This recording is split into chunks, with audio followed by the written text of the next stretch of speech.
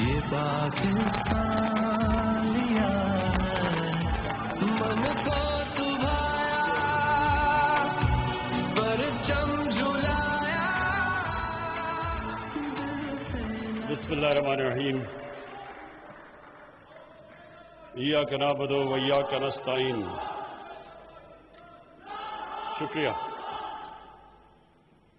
शुक्रिया जी। मैं सबसे पहले IDF और उनके प्रेसिडेंट मुदीर डॉक्टर मुदीर आपका, डॉक्टर तारिक आपका शुक्रिया अदा करना चाहता हूं कि ये आज आपने फंक्शन की और ये बड़े इम्पोर्टेंट टाइम पे आपने फंक्शन की, क्योंकि अभी भी पाकिस्तान एक बड़ी जंग लड़ रहा है कोरोना के अगेंस्ट, कोविड के अगेंस्ट। और जिस तरह एक वक्त पे जून के बीच में जब प्रेशर पड़ा हुआ था हॉस्पिटल्स पे, तो मुझे बड़ा फख्र हुआ जिस तरह हमारे डॉक्टर्स ने, नर्सेज ने, मेडिकल वर्कर्स ने उस मुश्किल वक्त का जिस तरह सामना किया, तो मुझे अपनी कौम के ऊपर बड़ा फख्र हुआ और अपने सारे हेल्थ वर्कर्स के ऊपर। और अभी भी हमने सबने मास्क पहने हुए हैं। हमें एक खदशा है कि एक सेकंड वेव आ सकता है और थोड़ा इंडिकेशंस हैं कि हमारे केसेस थोड़े बढ़ रहे हैं। मुझे ज़्यादा खौफ हमारे उन शहरों में है जिधर पोल्यूशन ज़्यादा है, जिधर स्मॉग ज़्यादा है, जो अगले 2 महीने हैं। अगर इंशाअल्लाह अगर हमने ये सही तरह गुजार लिए तो उसके बाद मुझे इतना खदशा नहीं है। लेकिन लाहौर में ख़ास तौर पे अब से लेके नवंबर के एंड तक जब स्मॉग आई होती है, जब वैसे ही वायरसेस ज़्यादा होती हैं, तो हमें बड़ा एहतियात करनी पड़ेगी सबको। और वो भी 3-4 और शहर हैं, कराची है, गुजरांवाला जिधर ज़्यादा है, फैसलाबाद और पेशावर, इधर ज़्यादा ख़तरा है। तो इसलिए मैं आज इस प्लेटफॉर्म से भी रिक्वेस्ट करना चाहता हूं अपने पाकिस्तानियों को कि बड़ा देख के ये अगले 2 महीने गुजारें, क्योंकि असल तो प्रेशर पड़ता है हमारे हेल्थ वर्कर्स के ऊपर, हमारे डॉक्टर्स और नर्सेज के ऊपर और जो लोग काम करते हैं वहाँ। आज मैं 3-4 बातें आपसे करना चाहता हूँ, क्योंकि डॉक्टर्स कम्युनिटी एक ऐसी कम्युनिटी है जिनके सिर्फ यही नहीं कि वो एक काम कर रहे होते हैं सोसाइटी में, जो सबसे ज़्यादा अल्लाह का काम होता है कि दुखी लोगों की तकलीफों दूर कर रहे होते हैं। और दूसरी चीज़ ये कि वो ओपिनियन मेकर्स होते हैं, क्योंकि लोग डॉक्टर से बात करते हैं, बल्कि डॉक्टर से वो बात करते हैं जो अपने घर वालों से भी नहीं करते। तो वो ख़ास एक माशरे में उनका मुकाम होता है और माशरों में इज्जत होती है डॉक्टर्स की। तो सबसे पहले कि देखें, मेरा जो एक्सपीरियंस सब मेडिकल प्रोफेशन से हुआ जब मेरी वालदा को कैंसर हुई, और तब पहली दफ़ा मुझे अंदाज़ा हुआ कि पाकिस्तान के हॉस्पिटल्स, उनकी स्टैंडर्ड गिरती जा रही थी। यानी मेरी सारी फैमिली, हम मेयो हॉस्पिटल में पैदा हुए थे और हमारे गवर्नमेंट हॉस्पिटल्स की बहुत अच्छी स्टैंडर्ड थी जब हम बड़े हो रहे थे, सिस्टम्स अच्छे थे। आहिस्ता आहिस्ता हमारे हॉस्पिटल्स की स्टैंडर्ड नीचे जानी शुरू हुई, और उसकी एक बहुत बड़ी वजह यह थी कि जो एक नेशनलाइजेशन हुई हॉस्पिटल्स की और स्कूलों की 70s में, उसका बहुत बड़ा नुकसान हुआ। और क्योंकि मैं उसको एक वाटरशेड समझता हूं कि उसके बाद हमारे स्कूलों की भी स्टैंडर्ड नीचे चली गई, गवर्नमेंट स्कूल्स नीचे चले गए, हमारे गवर्नमेंट हॉस्पिटल्स नीचे चले गए, और फिर प्राइवेट स्कूल्स भी आने शुरू हुए और प्राइवेट हॉस्पिटल्स भी आने शुरू हो गए। और उसकी वजह यह थी कि सजा और जजा खत्म हो गई। जब से अल्लाह ने दुनिया बनाई है, जिस सिस्टम में सजा और जजा खत्म होती है वो सिस्टम नीचे चला जाता है। क्या वजह है कि मैं मेहनत करूं और मुझे भी उतने ही पैसे मिले और वो जो एक डॉक्टर मेहनत ही ना करे? जब जिस सिस्टम में ये होता है वो सिस्टम कभी कंपीट नहीं कर सकता। تو جب ہمارا یہ سسٹم آیا اور آہستہ آہستہ یہ جو سب کی پروموشن ہو جاتی تھی اور پھر سب کی سیلری انکریز ہو جاتی تھی، کوئی تمیز نہیں کی جاتی تھی کہ محنت کون کر رہا ہے اور کون محنت نہیں کر رہا، اس سے ڈیٹیریشن ہمارے ہاسپٹلز میں آنی شروع ہوئی. اور یہی ہمارا گورنمنٹ اسکولوں کے اندر آہستہ آہستہ وہاں بھی ڈیٹیریشن شروع ہو گئی. اور پھر پرائیویٹ اسکولز بڑھنے شروع ہوئے، پرائیویٹ ہاسپٹلز آنے شروع ہوئے، کیونکہ جو پیسے والے لوگ تھے وہ تو اپنا پرائیویٹ ہاسپٹلز میں جا سکتے تھے، لیکن عام لوگوں کے لیے، غریب لوگوں کے لیے گورنمنٹ ہاسپٹلز ہو گئے. اور کیونکہ صرف غریب جانا شروع ہوئے تو ان کی اور سٹینڈرڈ نیچے جانی شروع ہو گئی، اکاؤنٹیبلٹی کم ہو گئی. اور جو امیر لوگ تھے وہ پرائیویٹ ہاسپٹلز میں، اور پھر جو سپر رچ تھے وہ اپنی چیک اپس بھی لنڈن کروانے شروع ہو گئے. تو اس سے ہوا کیا کہ جب جو ملک کے فیصلے جنہوں نے کرنے تھے ہیلتھ کیئر کے اوپر، جب ان کو کھانسی بھی ہو تو وہ لندن چلے جائیں، تو پھر کس نے پرواہ کر رہی تھی کہ پاکستان کا ہاسپٹلز اور ہمارے انسٹیٹیوشنز کیسے امپروو ہونے تھے. تو یہ جو آہستہ آہستہ ڈیٹیریشن ہوئی، ہم اب اس سٹیج پہ ہیں کہ ہمیں اب اس ساری چیز کو ٹھیک کرنا ہے. مجھے لوگ کہتے ہیں جی جب سے میں ابھی 2 سال 26 مہینے ہوئے ہیں، عمران صاحب کدھر گیا جی نیا پاکستان؟ میں ان لوگوں کو سمجھا کے تھک گیا ہوں کہ نیا پاکستان ایک سوئچ نہیں ہے، گورنمنٹ آئی سوئچ ہوا تو نیا پاکستان بن گیا. یہ فیری ٹیلز میں ایسی چیزیں ہوتی ہیں. اصل زندگی کے اندر ریفارم پروسیس ایک جدوجہد کا نام ہے. ایک قوم جدوجہد کرتی ہے چینج کے لیے، پوری ایک قوم مل کے سٹرگل کرتی ہے، پھر چینج آتا ہے. اور دنیا میں بڑی بڑی قوموں ہمارے سے برے حالات سے اٹھ کے کہاں پہنچ گئی، لیکن سٹرگل کر کے پہنچی. جب میں مدینہ کی ریاست کی بات کرتا ہوں تو میں اپنے سارے لوگوں کو کہتا ہوں وہ سٹڈی کریں. وہ دنیا کی تاریخ کا سب سے یونیک فنومنا تھا. کبھی ایسی چیز ہوئی نہیں دنیا میں، دنیا کی تاریخ میں کبھی ایسی چیز نہیں ہوئی. یہ تاریخ کا حصہ ہے، ہمارے دین کا حصہ تو ہے ہی، لیکن ہمیں اس کو تاریخ کا حصہ بنانا چاہیے، کیونکہ ہم سیکھیں گے اس سے. کیوں اللہ قرآن میں کہتا ہے کہ نبی صلی اللہ علیہ وسلم کی سنت پہ چلو؟ اللہ کو تو کوئی فائدہ نہیں اس سے، ہماری بہتری ہے.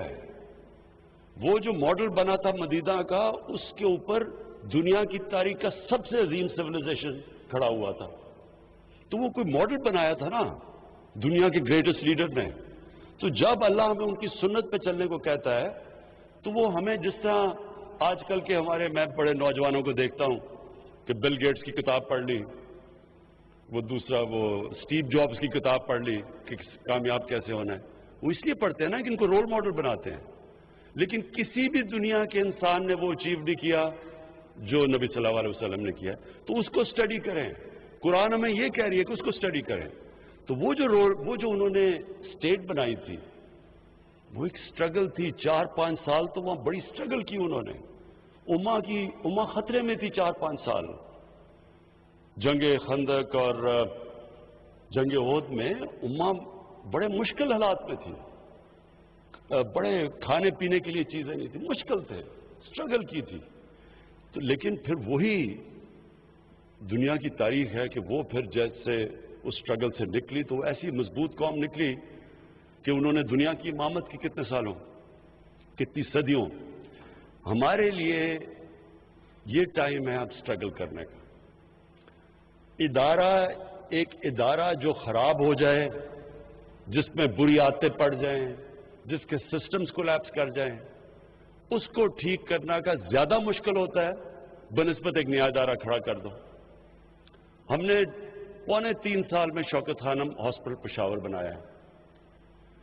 جوائنٹ کمیشن انٹرنیشنل جو ایک امریکہ کی اکریڈیٹیشن، ایک آپ کو سرٹیفکیٹ ملتا ہے، وہ آ کے 1 ہفتہ پورا آڈٹ کرتے ہیں دنیا میں، ساری دنیا میں وہ جاتے ہیں.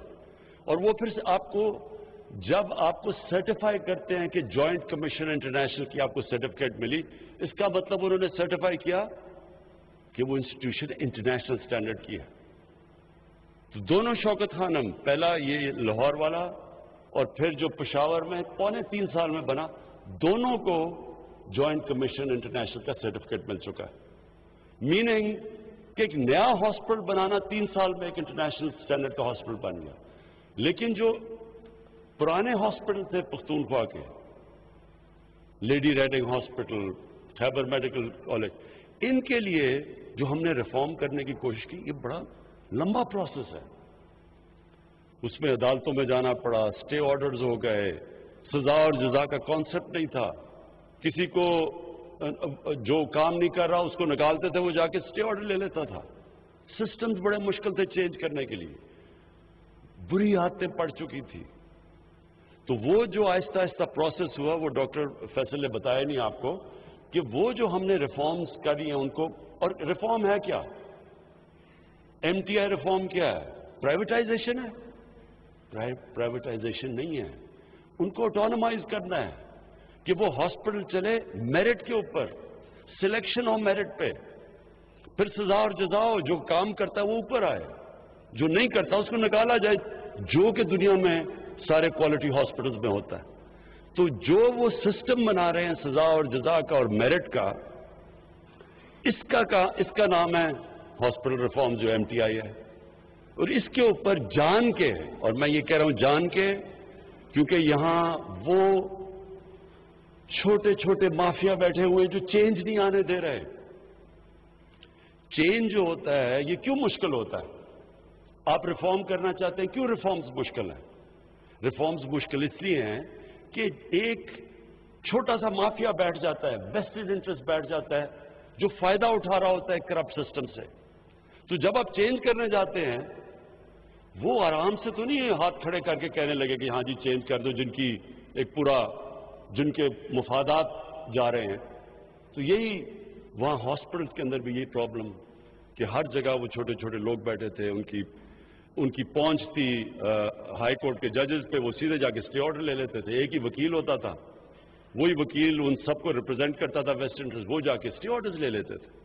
تو ہر جگہ پہ رکاوٹیں ہوئی، لیکن چینج آ گیا.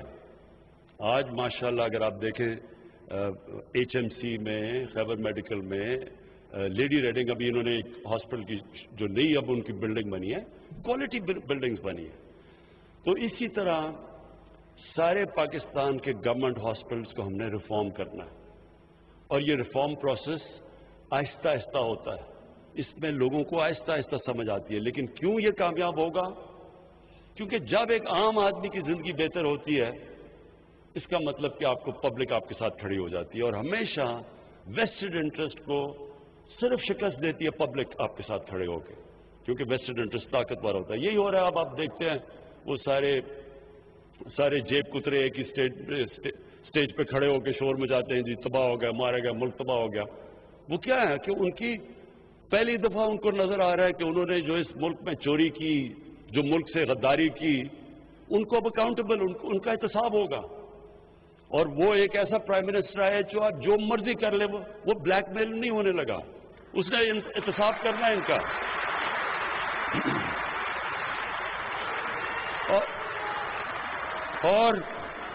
اور انشاءاللہ آپ یہ دیکھیں گے، یہ میری بات مان لیں، یہ پاکستان کے ڈیفائننگ مومنٹس ہیں. فیصلہ کن وقت ہے پاکستان کا. یہ سارے جو 30 سال سے اس ملک میں بار بار انہوں نے باریاں لی ہیں، یہ سب اکٹھے اسی طرح ہی ہیں جس طرح وہ ہاسپٹل میں چھوٹا سا مافیا اکٹھا ہو جاتا ہے، چینج نہیں آنے دیتا. یہ بھی چینج ڈرے ہوئے ہیں کہ ان کو تو زیادہ نقصان ہوگا چینج سے، لیکن ڈاکٹرز کی تو صرف روزی جائے گی. جو روک رہے ہیں ان کو تو خیر انہوں نے جیلوں میں جانا ہے. جو ہاسپٹل ریفارمز ہیں وہی راستہ آگے پاکستان کا. ہمارے ہاسپٹلز، یہ بالکل نہیں ہونا چاہیے کہ صرف غریب آدمی گورنمنٹ ہاسپٹل میں جائے اور وہاں اس کو جیسا علاج سب سٹینڈرڈ ملے، اور صرف پیسہ ہو تو آپ کو اچھا علاج پرائیویٹ ہاسپٹلز میں ملے. دوسری چیز، ہیلتھ کارڈ، انصاف ہیلتھ کارڈ. دیکھیں ہمیں پختونخوا میں جب آئے تو 2-3 سال تو مسلسل یہ سننا پڑا، جی کدھر ہے نیا پختونخوا؟ سارے ہمیں کہیں جی کدھر ہے تبدیلی. تو جب رزلٹ آیا 5 سال کے بعد تو کبھی بھی پختونخوا میں یہ نہیں ہوا کہ ایک حکومت کو انہوں نے دوسری دفعہ باری دی ہو. اس باری ایک ہماری کولیشن حکومت تھی. جب الیکشن ہوا تو 2/3 اکثریت ملی ہمیں. اس کی وجہ کئی وجوہات تھی. ایک تو تھا کرپشن، بالکل نیچے لے گئے ہم، کرپشن چلی گئی نیچے. اس کے بعد ایک لوکل گورنمنٹ سسٹم، گاؤں کے لیول کے اوپر ہم نے ان کو امپاور کر دیا، وہ بھی تھا. پولیس کو کافی چینج آ گیا پولیس کے اندر. لیکن جو سب سے زیادہ وجہ عوام کھڑی ہوئی تحریک انصاف کی حکومت کے ساتھ ہمیں ووٹ دیا، وہ تھا صحت کارڈ. اور وہ کیوں تھا؟ دیکھیں آپ تصور کریں، اور آپ ڈاکٹرز ہیں، آپ دیکھتے ہوں گے. سوچیں غریب گھر ہے، دہاڑی دار ہے، سارا دن وہ محنت کر رہا ہے، مشکل سے وہ پیسہ بناتا ہے کہ اپنے بیوی بچوں کو وہ کھانا صحیح دے دے. اس گھر کے اندر اگر بیماری ہو جاتی ہے، امیجن کریں کہ وہ کیا کریں گے. سارا گھر غربت کے نیچے چلا جاتا ہے.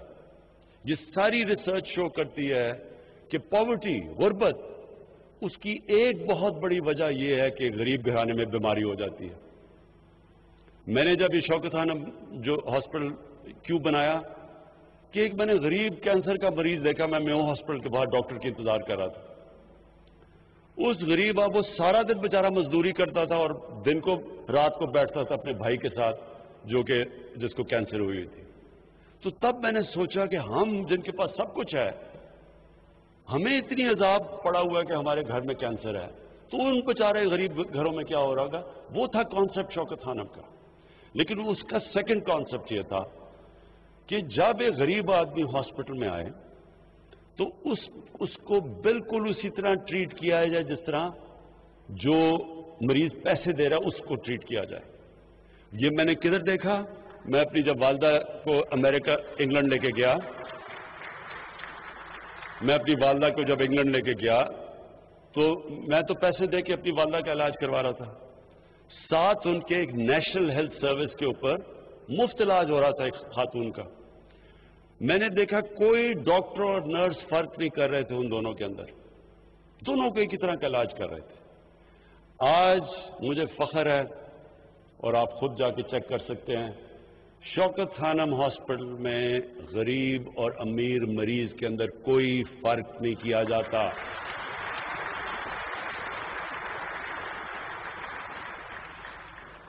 اور یہ آپ خود دیکھ سکتے ہیں. اچھا، اب میں آپ کو جو انٹرسٹنگ بات بتانا چاہتا ہوں، کیونکہ آج میری میٹنگ ہوئی doctor Yasmin finance minister Punjab کے، وہ بیٹھے ہوئے، اور پھر عثمان بزدار. تو جو میری آج ان سے بات ہو رہی تھی، مجھے یاد آ گیا آج سے تقریباً 25 سال پہلے جب شوکت خانم کھلا تو ہماری اسی طرح کی ڈبیٹ ہو رہی تھی. میں نے لوگوں کو کہا تھا، جو پیسہ اکٹھا کیا سڑکوں پہ جا کے، میں نے سب کو کہا کہ یہ ہاسپٹل میں غریب آدمی کا مفت علاج ہوگا. ہمارا بورڈ آف گورننس کی میٹنگ ہو رہی ہے اور ہمارا تب چیف ایگزیکٹو ایک امریکن ہم باہر سے لے کے آئے تھے، کیونکہ پاکستان میں کوئی ایڈمنسٹریٹر نہیں تھا جو کہ ایک اسپیشلائزڈ کینسر ہاسپٹل کو چلا سکے. تو اس نے بیٹھ کے بورڈ آف گورننس کی میٹنگ میں جب ہو رہا، اس نے کہا کہ اگر آپ نے 5% سے زیادہ کینسر کے مریضوں کا مفت علاج کیا تو میں آج آپ کو رائٹنگ میں دے رہا ہوں کہ یہ 3 مہینے میں ہاسپٹل بند ہو جائے گا. کیونکہ کینسر کا علاج اتنا مہنگا ہے، یہ ہو ہی نہیں سکتا کہ آپ 5% سے زیادہ. اور اس نے پھر دنیا میں مثالیں دی. ٹاٹا انسٹیٹیوٹ اس نے بتایا ہندوستان میں، اس کا بتایا، اور کہ یہ سارے ہاسپٹل کہیں بھی 5% سے زیادہ کینسر کے مریضوں کا مفت علاج نہیں ہوتا. تو میں نے تو اس کو کہا کہ میں نے تو لوگوں سے وعدہ کیا ہوا ہے کہ 70% کینسر کے مریضوں کا میں مفت علاج کروں گا. میں نے تو یہ کوئی پرائیویٹ ہاسپٹل بنانے کے لیے تو نہیں کیا، میں نے تو کوئی اس لیے تو نہیں پیسہ اکٹھا کیا کہ میں کمرشل ہاسپٹل بنا دوں. وہ 3 مہینے کے بعد چلا گیا، وہ 3 مہینے کے بعد چلا گیا. آج بھی दुनिया का ये वाहिद कैंसर हॉस्पिटल है जिधर 75% कैंसर के मरीजों का मुफ्त इलाज होता है और आज भी चल रहा है। तो मैंने आज जो मीटिंग की, डॉक्टर यास्मीन बहुत घबराई हुई थी, बुरा हाल था उनका, क्योंकि मैंने कहा कि सारे पंजाब के आपने लोगों को हेल्थ कार्ड देना है। तो और मैं ये भी बता दूं कि पख्तूनख्वा में उन्होंने फैसला कर लिया है कि सारे पख्तूनख्वा के लोगों को हेल्थ कवर देंगे, हेल्थ कार्ड देंगे। ये बहुत बड़ी बात है। डेवलप मुल्कों के अंदर, अमीर मुल्कों के अंदर भी ये नहीं होता कि सारी यूनिवर्सल हेल्थ कवरेज अमीर मुल्कों में भी नहीं है। तो जब मैंने इनको बताया कि पख्तूनख्वा में उन्होंने कर दिया तो आपको भी पंजाब में करना है, तो उन्होंने बड़ा कहा जी पंजाब बहुत बड़ा है, पता नहीं किधर से पैसे आएंगे, 40 अरब, पता नहीं कितने अरब। तो मैंने उनको ये तब भी ये समझाया कि देखें, ये आप जब एक गरीब इंसान को, जब उनको आप उनके पास हेल्थ कार्ड आएगा गरीब घराने के अंदर, हो सकता है उनको इलाज ना ही करवाना पड़े, लेकिन उनको जब कॉन्फिडेंस होगा कि अगर हमें कोई हमारे घर में बीमारी होती है तो हम सिर्फ गवर्नमेंट हॉस्पिटल नहीं, हेल्थ कार्ड की वजह से आप किसी भी अस्पताल में जाके अपना इलाज करवा सकते हैं। अब सोचें,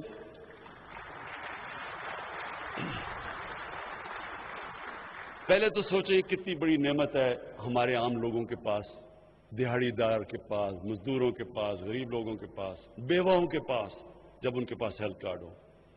दूसरा, ये मेरा ईमान है कि अल्लाह की बरकत आती है। आज शौकत खानम, आप मुझे बताएं कि कौन सोच रहा था कि 70 करोड़ में हॉस्पिटल बनता है और सालाना जो सिर्फ गरीब मरीजों का खसारा होता है, गरीब मरीजों के कैंसर के मुफ्त इलाज का खसारा शौकत खानम का वो 6 से 8 अरब रुपया है। 800 करोड़ रुपया है जो कि हॉस्पिटल 70 करोड़ में बनाता है, सालाना नहीं कर रहे। ये अल्लाह की बरकत आती है, वो गरीब की आवाज सुनता है। जब तकलीफ में इंसान होता है, जब बीमार होता है, उसकी अल्लाह आवाज सुनता है। मेरा ये ईमान है कि इंशाअल्लाह आप फेजेस में करें। डॉक्टर साहिबा, पहले फेज में जो बिल्कुल कमजोर तबका है उसका इलाज शुरू करें, उनको हेल्थ कार्ड दें। सेकंड फेज और उसमें बेवाओं को इंक्लूड करें, उसमें ये हमारी जो ट्रांसवेस्टाइट कम्युनिटी है इनको इंक्लूड करें, सबको, हर कमजोर तबके को आप इसके अंदर इंक्लूड करें। और उसके बाद फिर हम ऊपर जाएंगे और इंशाअल्लाह सारे पंजाब के अंदर 1 साल तक सारे पंजाब को आप कवर करें, ताकि हर पंजाब में हर शहरी के पास हो हेल्थ कार्ड। उसे कम से कम पता हो कि स्टेट हमारे साथ खड़ी है, मुश्किल वक्त में स्टेट मेरी मदद करेगी, मेरे पास कार्ड है।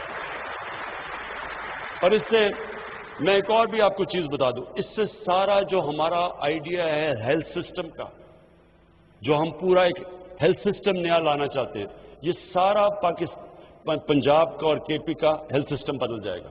वो कैसे? जब हेल्थ कार्ड में लोगों के पास वो जाके कहीं भी जाके इलाज करवा सकेंगे, तो इससे नए हॉस्पिटल्स बनेंगे, लोग हॉस्पिटल्स बनाएंगे, देहातों में हॉस्पिटल बनाएंगे। इस वक्त क्योंकि वो समझते हैं कि देहातों में लोगों के पास पैसा नहीं है, कोई हॉस्पिटल नहीं बनाता। लेकिन जब एक लोगों के पास हेल्थ कार्ड आ जाएगा तो वो कहीं भी जाके इलाज करवा सकते हैं। तो उस और फिर हम प्राइवेट हॉस्पिटल को, अब प्राइवेट सेक्टर को इनकरेज कर रहे हैं। कोई भी इक्विपमेंट जो पाकिस्तान में नहीं बनती, अगर हॉस्पिटल के लिए इंपोर्ट करना चाहते हैं, वो ड्यूटी फ्री आएगी। फिर अब जमीन, मैंने कहा है कि जो भी औकाफ की जमीन है, बड़ी जमीन पड़ी हुई है, उनके ऊपर कब्जे भी हो रहे हैं। और फिर ये जो वैक्यू ट्रस्ट की जमीन है, ये भी बड़ी जमीन पड़ी हुई है, उनके भी कब्जे हो रहे हैं। इन सब जमीनों पे हम बड़े कंसेशनल रेट्स के ऊपर हम हॉस्पिटल बनाने के लिए उनको कंसेशनल रेट्स पे जमीन बेचेंगे, ताकि वो हॉस्पिटल बना सकें। तो हेल्थ कार्ड के साथ उनको इनकरेज करेंगे प्राइवेट सेक्टर को। इससे सारे पाकिस्तान में इंशाल्लाह हमारा हेल्थ सिस्टम फैलेगा। और इससे और साथ साथ जो डॉक्टर फैसल ने कहा, PMC کی جو ریفارمز کی ہیں ہم اپنے ڈاکٹرز کی سٹینڈرڈز مینٹین کریں گے. ہم اپنی نرسز کی سٹینڈرڈ یہ جو PMC پاکستان میڈیکل کمیشن ہوگی یہ سارا ایک انٹرنیشنل بیسٹ پریکٹسز جو دنیا میں ہیں وہ اڈاپٹ کیے ہم نے.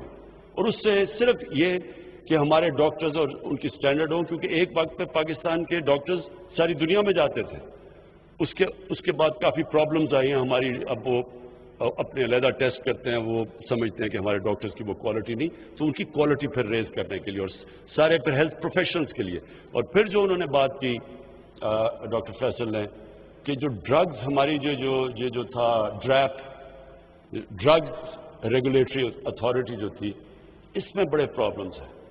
یہ ایک بڑا اس کی وجہ سے ہماری جو فارما انڈسٹری ہے وہ بڑھی نہیں ہے. ہندوستان میں غالباً 40 ارب ڈالر کی ایکسپورٹ ہے. 40 ارب ڈالر کی ہندوستان ایکسپورٹ کرتا ہے اپنی میڈیسنز. اس کے مقابلے میں پاکستان کی نہ ہونے کی ایکسپورٹس ہے حالانکہ یہاں بہت پوٹینشیل ہے. تو ہم نے فیصلہ کیا ہے کہ اپنی فارما انڈسٹری کو پورا انسینٹیوائز کریں گے ان کی مدد کریں گے اور تاکہ یہ جو دوائیوں کی قیمتیں نیچے آئیں. جتنی ہماری فارما انڈسٹری بڑھتی جائے گی اکانومیز آف اسکیل آئیں گی ہماری دوائیوں کی انشاءاللہ آگے جا کے کوالٹی بھی ہوگی اور قیمتیں بھی کم ہوں گی. یہ ساری ریفارمز ہم کر رہے ہیں. آخر میں آپ سب کو جو لاسٹ پیغام دینا چاہتا ہوں وہ یہ ہے کہ دیکھیں آپ کا بہت بڑا رول ہے. آپ نے یہ یاد رکھنا ہے کہ جدھر بھی دنیا میں آپ چلے جائیں خاص طور پہ آپ مغربی دنیا میں یہ جو آپ کا جو پاکستان ہے اس کو ایک عظیم ملک بننا ضروری ہے. اب تک ہماری جو پڑھے لکھے لوگ تھے وہ سمجھتے تھے ڈاکٹر کمیونٹی بھی اور بڑی تکڑی ہماری پاکستان کی ڈاکٹرز کمیونٹی ہے امریکہ کے اندر اور یورپ میں بھی. لیکن امریکہ میں خاص طور پہ جو نارتھ امریکن پاکستانی فزیشنز ہیں میرا ان سے بڑا انٹریکشن ہے وہ بڑی پاورفل کمیونٹی ہے. لیکن جو میں حالات دیکھ رہا ہوں اسلاموفوبیا کے جو بھی فرانس میں ہوا ہے اور میں نے آج سارے مسلمان ملکوں کے جو ہیڈز آف اسٹیٹ ہیں ان سب کو میں نے آج خط لکھا ہے کہ ہمیں ساروں کو مل کے مغرب کو بتانا چاہیے کہ نبی صلی اللہ علیہ وسلم کی ہمارے دلوں میں کیا جگہ ہے کتنا پیار اور عقیدہ ان سے. تو کتنی ہمیں تکلیف ہوتی ہے جب یہ اس طرح کی ان کے اوپر کارٹونز یا کچھ بھی کرتے ہیں تو یہ مسلمانوں کو کتنی تکلیف ہوتی ہے. تو یہ مسلمان ہیڈز کی ضرورت ہے کہ ان کو UN کو یورپین سٹیٹس کو ان مغربی سٹیٹس کو سب کو بتائیں کیونکہ وہاں یہ چیز نہیں سمجھتے. اور یہ جو چیزیں ہوئی ہیں ابھی فرانس کے اندر اس سے جو مسلمان باہر رہتے ہیں ان کے لیے بڑی مشکل زندگی ہو گئی ہے. اسلاموفوبیا بڑھ گیا ہے ہیٹ بڑھ گیا ان کے خلاف. عورتیں جو نقاب پہنتی ہیں ان کو انسلٹ کیا جاتا ہے سڑکوں پہ. مسجدوں کے باہر اب بھی میں بھی دیکھا تھا فرانس میں لوگوں نے مسجد توڑی ہیں. تو پہلے تو ہمیں مسلمان ملک میں جو مسلم لیڈرز ہیں ہم سب کو اکٹھے ہو کے بتانا چاہیے مغرب کو کہ یہ اگر آپ یہودیوں کی جو ہولو کاسٹ ہے اس پہ آپ اتنے سینسٹیو ہیں اور ٹھیک ہے آپ سینسٹیو ہیں کیونکہ ان کے کسی بھی ہیومن کمیونٹی کو تکلیف ہوتی ہے تو سینسٹیو ہونا چاہیے. لیکن ہمارے لیے بھی ہماری سینسٹیوٹیز دیکھیں کہ ہمارے لیے یہ سب سے اللہ کی جو کتاب ہے قرآن اور نبی صلی اللہ علیہ وسلم کا جو پیار ہے یہ سب سے زیادہ ہمیں تکلیف دیتا ہے جب اس کے خلاف ان کی کوئی بے حرمتی کرتے ہیں آپ. لیکن جو میں آپ سب کو ڈاکٹرز کمیونٹی کو کہنا چاہتا ہوں کہ دیکھیں اب تک ہم سوچتے تھے کہ ہم باہر چلے جائیں گے وہاں کام کریں گے اور باہر بڑے اچھے پیسے ملتے ہیں. لیکن جو حالات بنتے جا رہے ہیں یہ پاکستان کو ٹھیک کرنا ضروری ہے. یہ پاکستان کو ہم ایسا ملک بنائیں کہ کسی کو باہر جانے کی ضرورت نہ پڑے. یہاں ہم ایسے سسٹمز لے آئیں یہ ایک ایسا ملک ہو. اور جو میری خواب ہے ایک دن کہ باہر سے لوگ یہاں نوکریاں ڈھونڈنے آئیں یہ وہ ملک بننا چاہیے. اس کے لیے ساری قوم کو میں پھر سے کہتا ہوں سٹرگل کرنی پڑتی ہے. آپ نے کوئی بھی بڑا کام کرے ڈاکٹر بنے آپ کو کتنی سٹرگل کرنی پڑتی ہے. آپ محنت کر کے ڈاکٹر بنتے ہیں پھر آپ نے اسپیشلائز کرنا محنت کرنی پڑتی ہے. آپ ایک ملک کو ٹھیک کرنے جا رہے ہیں تو ساری कौम को मिलकर मेहनत करनी पड़ती है। लेकिन ये मैं आपको बता दूं, जो टैलेंट है हमारे पाकिस्तानियों में, जिस तरह के क्वालिटी के मैंने डॉक्टर्स, प्रोफेशनल्स, एंटरप्रेन्योर्स पाकिस्तान से बाहर देखे हैं, जब उनको अच्छे सिस्टम्स मिलते हैं, जो उनकी क्वालिटी है, वो सिर्फ इसलिए है कि वहाँ सिस्टम बेहतर है। वही सिस्टम हम पाकिस्तान में ठीक कर रहे हैं, और आप सब ने मेरी मदद करनी है यहाँ के निज़ाम को ठीक करने के लिए और एक अजीम मुल्क बनाने के लिए। बहुत बहुत शुक्रिया। वज़ीर-ए-आज़म इमरान खान का लाहौर में इंसाफ डॉक्टर्स कन्वेंशन से खिताब बराह रास्त हम आपको दिखा रहे थे। कहना वज़ीर-ए-आज़म का ये है कि पाकिस्तान कोरोना के खिलाफ बड़ी जंग लड़ रहा है। आलूगी वाले बड़े शहरों में कोरोना केसेस के बढ़ने का खदशा है। अवाम एहतियात नहीं करेंगे तो कोरोना केसेस बढ़ेंगे और ऐसी सूरत में हेल्थ वर्कर्स पर बोझ भी बढ़ेगा। साथ ही साथ वज़ीर-ए-आज़म ने यह भी कहा कि जहां सजा और जजा खत्म हो जाए वहां सिस्टम नीचे चला जाता है। तब्दीली के लिए पूरी कौम को मिलकर कोशिश करना होगी, तभी तब्दीली मुमकिन है। तबाहाल इदारे को सही करना मुश्किल, लेकिन नया इदारा खड़ा करना आसान होता है। किसी सूरत ब्लैकमेल नहीं होंगे और अपोजिशन जो शोर मचा रही है उनका एहतसाब जरूर किया जाएगा, उन्हें किसी सूरत मुआफी नहीं मिलेगी। वज़ीर-ए-आज़म इमरान खान ने यह भी कहा है कि पंजाब भर में तमाम लोगों को इंसाफ हेल्थ कार्ड दिया जाएगा। अमीर और गरीब में कोई फर्क नहीं होना चाहिए। हेल्थ कार्ड जो है वो मरहलावार तमाम लोगों में तकसीम किए जाएंगे।